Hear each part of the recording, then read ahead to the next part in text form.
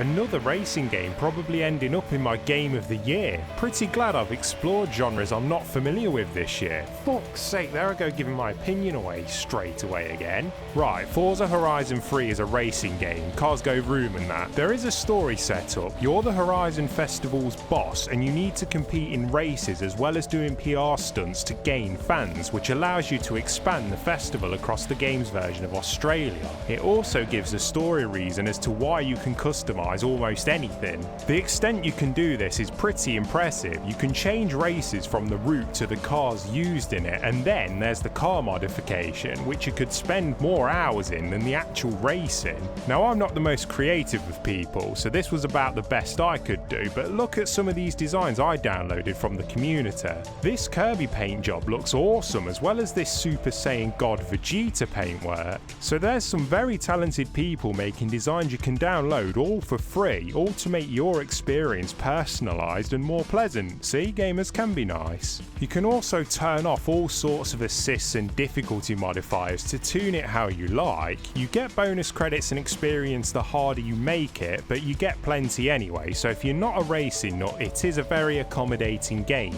There's 350 cars to drive, with most of them feeling pretty different, so you can get very into collecting and customising. The sheer variety of the courses is impressive as well, thanks to the game's massive and detailed world, with forests, deserts, cities, countrysides and beaches. It sounds pretty standard, I know, but the detail crammed into them makes it actually feel like a tangible place. The off-road racing definitely felt more interesting for me. The handling just works well for it, and the courses feel a lot more interesting than the standard road racing ones. Some of the game's best races are the ones that go from off-road to road and back again. The change in terrain keeps them varied. It's just a shame the AI drivers don't offer the same variety. The game has what are called drivatars, which are basically AI versions of other players, so your driver will appear in your friends' games as well as people who are part of your club.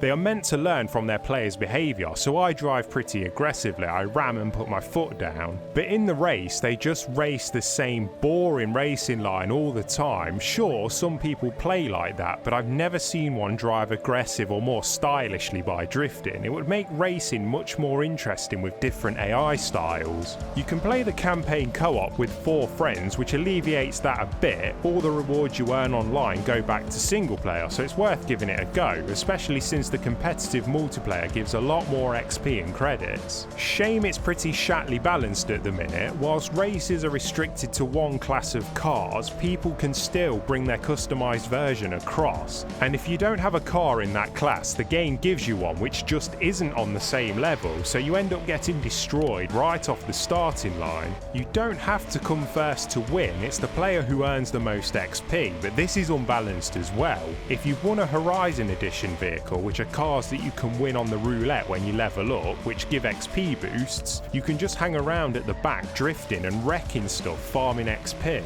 If you're in the middle of the pack, you can't really do that because people crash into you, ruining your score all the time, so there needs to be more game modes really, and no collision mode, drifting racing, drag racing, and gimp people's custom cars to the same level as everyone else. That way they can still keep their visual modifications whilst keeping a level playing field. Then rebalance the race XP system. So yeah, a lot of work needs to be done. But what I did like in the multiplayer is you have to drive to the next event each round, giving you a chance to get used to the car you're in, and it's another excuse to explore the game's gorgeous world. A worthwhile touch, I think. I'm actually still gobsmacked by how good it looks. There's an almost psychotic attention to detail on the cars. There's so much going on screen at once as well. Tyre smoke, trees blowing, rain, sun rays through the trees, car damage. It's mental what devs can really do with the limited hardware on consoles. At the end of the day, Horizon 3 is a great experience. Even with the multiplayer falling short, you've still got loads of good content to sink your teeth into.